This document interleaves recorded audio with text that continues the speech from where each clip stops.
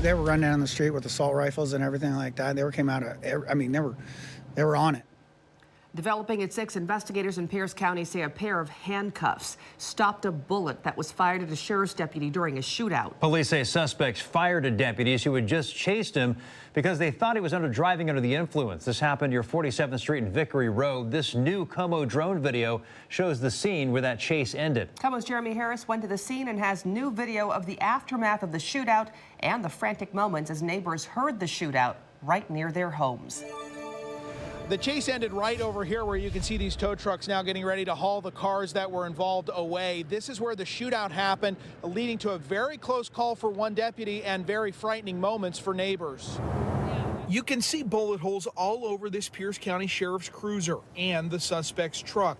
This was the scene of an intense shootout at the end of a police chase that came right past Brian Gelston's house. Sirens all over the place, and then it was just cop car after cop car coming. I mean, just they piled up here. Brian says the sirens woke up the neighbors. Within seconds after, that's when I heard all the shots fired. The Pierce County Sheriff's Department tells us 2 deputies tried to stop the suspect for a DUI, but he sped off and then fired at the deputies after his truck crashed in this dead end.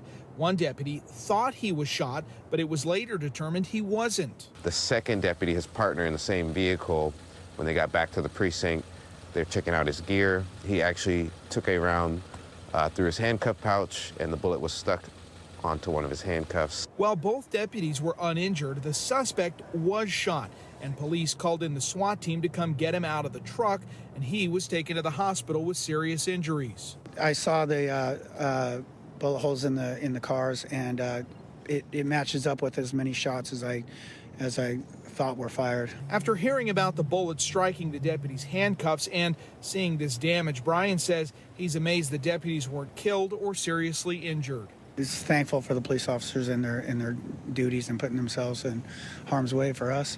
The shootout will now be handled by the Pierce County Force Investigation Team. The Pierce County Sheriff's Department says this is the 4th time in the last 4 weeks that their deputies have been shot at. In 3 of those cases, the deputies have fired their weapons. Reporting in Pierce County, Jeremy Harris, KOMO News.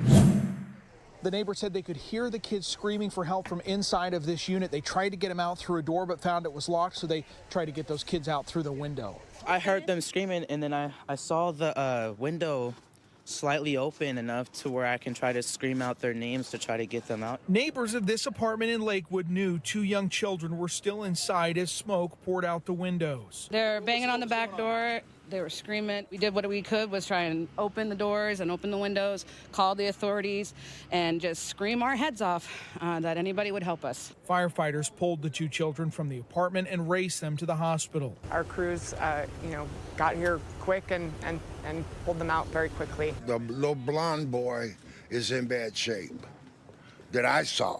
The Thompsons live next to the family and say everyone helps take care of the children. It's no describing.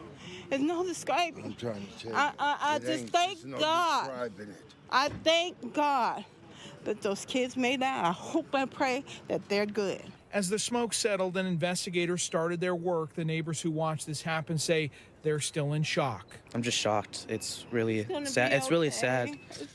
Now, the fire department says they haven't determined how that fire started yet, and some of the neighbors here are going to be displaced for the night, so they said that's going to be hard for them because they're low income. They don't have the money for a hotel, but we know the Red Cross is on scene providing assistance. Reporting in Lakewood, Jeremy Harris, KOMO News.